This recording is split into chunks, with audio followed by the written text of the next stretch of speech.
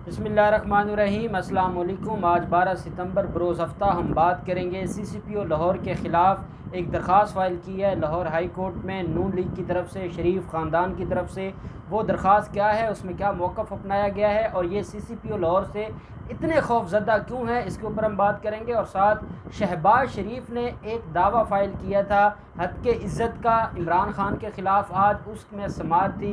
सुहेल अंजम साहब हैं additional district जज उनकी अदालत में, उसमें भी बड़ी अहम कार्रवाई हुई है, वो भी मैं आपके साथ आखिर में शेयर करूंगा। पहले हम बात कर लेते हैं नून लीग की उस दरख्वास्त के ख़िलाफ़ जो CCPO लाहौर की तकर्री है और अपॉइंटमेंट है, उसको चैलेंज किया गया है लाहौर हाई कोर्ट में। इससे पहले एक दरख्वास्त फ़ाइल की गई थी जिसके अंदर IG पंजाब के तबादले को चैलेंज किया गया था मलिक अहमद ख़ान की तरफ से, जो कि साबका तर्जमान हैं शहबाज शरीफ के, और अब दोबारा उन्हीं की तरफ से दरख्वास्त फ़ाइल की गई है। और ये मुतफ़रक दरख्वास्त है जो पहले इनकी CM है, जिसमें इब्तदाई बहस होनी है और जिसमें यह देखा जाना है कि क्या वो काबिल समाअत भी है या नहीं है, क्योंकि उसके ऊपर रजिस्ट्रार लाहौर हाई कोर्ट ने यह एतराज़ लगाया था कि ये जिस लॉ के तहत और जिस कानून के तहत इन्होंने रिट फाइल की है उसमें ये एग्रीव्ड नहीं है, इनका लोकस स्टैंडर्ड नहीं बनता, ये इनका मामला नहीं है और ये सर्विस मैटर है, ये रिट जुरिस्डिक्शन में नहीं आता।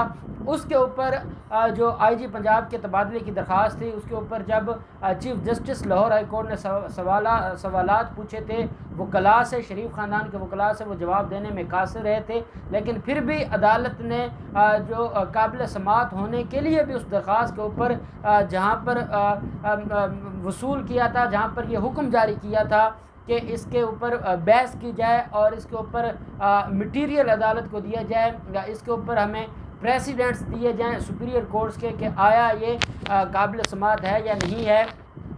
साथ ही वफाकी हुकूमत को और सूबाई हुकूमत को भी नोटिस जारी कर दिए थे ऑनरेबल हाई कोर्ट ने। हालांकि हम देखते हैं कि जब एतराज़ लगता है तो ये पिटिशनर की ज़िम्मेदारी होती है उस ऑब्जेक्शन को रिमूव कराना। अगर वो उस ऑब्जेक्शन को रिमूव करवा ले ठीक है, नहीं तो प्रीलिमिनरी उसकी दरख्वास्त खारिज हो जाती है। जो रिस्पोंडेंट्स हैं उनको नोटिस नहीं जारी किए जाते, लेकिन लाहौर हाई कोर्ट ने नोटिस जारी कर दिए थे और अब 14 सितंबर को उसके ऊपर समाअत होनी है। इतने में आज मलिक अहमद ख़ान की तरफ से एक और दरख्वास्त फ़ाइल की गई है और वो CCPO लाहौर के ख़िलाफ़ है। उस दरख्वास्त में मौक़िफ़ ये अपनाया गया है कि CCPO लाहौर को गैर कानूनी तरीके से उसकी तकर्री की गई है और वो जिस शख्स को लाया गया है वो अखलाकी तौर पर भी करप्ट हैं और वो मुआशी तौर पर भी करप्ट हैं। उनके ख़िलाफ़ पहले मुख्तलिफ एलिगेशन हैं, उनके ख़िलाफ़ मुख्तलिफ रपटें दर्ज हुई हैं, उनका पहले कोई गैर अखलाकी ताल्लुक़ था किसी के साथ, वो भी एक उनके ख़िलाफ़ एक स्कैंडल था। इसके अलावा उनके ख़िलाफ़ करप्शन के भी स्कैंडल्स थे, जो राजनपुर में जब उनकी और जब RPO थे ये डेरा गाजी खान के, तब इनके कोई ऐसा किरदार था या इसके कुछ ऐसे मामलात थे कि जिनकी बुनियाद पर ये काबिल नहीं था कि इसको CCPO लाहौर लगाया जाता। अब इनसे कोई पूछे कि वो RPO था और जिस दौर की ये बात कर रहे हैं कि उस दौर में ये गैर अखलाकी सरगर्मियों में मुलव्वस था या करप्ट सरगर्मियों में मुलव्वस था, तो इनसे कोई सवाल करे कि तब हुकूमत आपकी थी और आपने उसके ख़िलाफ़ कोई कार्रवाई नहीं की और वो RPO था डेरा गाजी खान का और अब उसको CCPO लगाया गया है लाहौर का।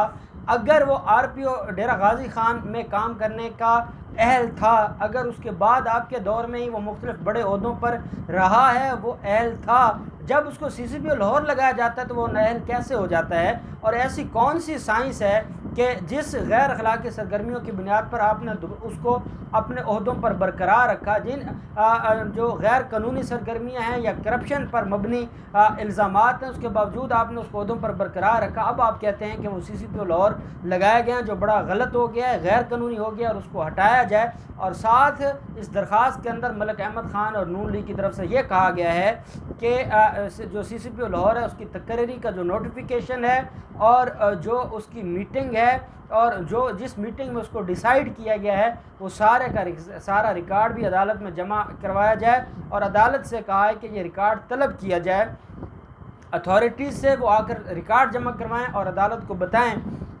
कि जो उसने ये उसकी तकर्री की गई है क्या वो कानूनी है या गैर कानूनी है।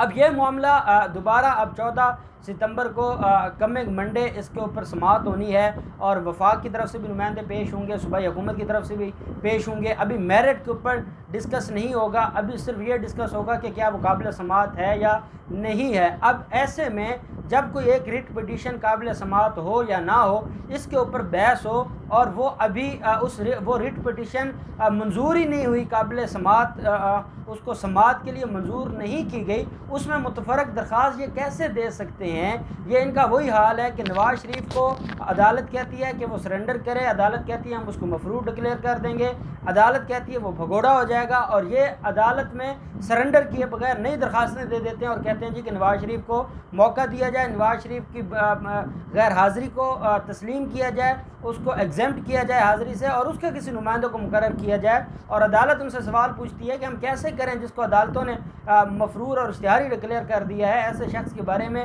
हम कैसे आपको रिलीफ दें या उसकी दरख्वास्त हम कैसे सुने। यही वजह है कि ख्वाजा हारिस के पास जवाब कोई नहीं था और ख्वाजा हारिस साहब से 15 सितंबर का टाइम लिया था ख्वाजा हारिस साहब ने और उसके ऊपर दोबारा समाअत होनी है। अब इन्होंने भी यही किया है कि इनकी दरख्वास्त काबिल समाअत है या नहीं है, इसका फैसला होना है 14 सितंबर को। दोनों पार्टियों को सुनेगी लाहौर हाई कोर्ट और उसके बाद फैसला होगा कि समाअत के लिए मंजूर किया जाएगा, फिर दोबारा नोटिस होंगे।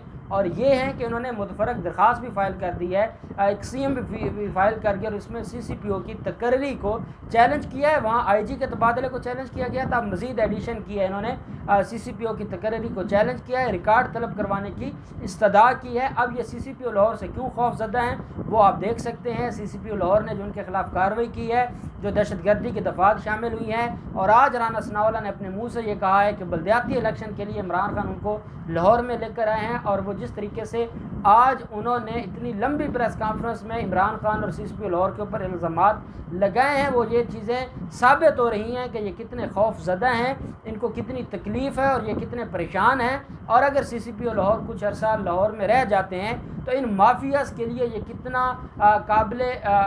इनके लिए कितना मुश्किल हो जाएगा और ये गिरफ्त में आएंगे और इनके ख़िलाफ़ कार्रवाइयाँ होंगी। अब देखते हैं कि 14 सितंबर को इसके ऊपर अदालत क्या फ़ैसला करती है, क्या ये रिट काबिल समाअत होती है नहीं होती, और ये जो मुतफरक दरख्वास्त है इसका क्या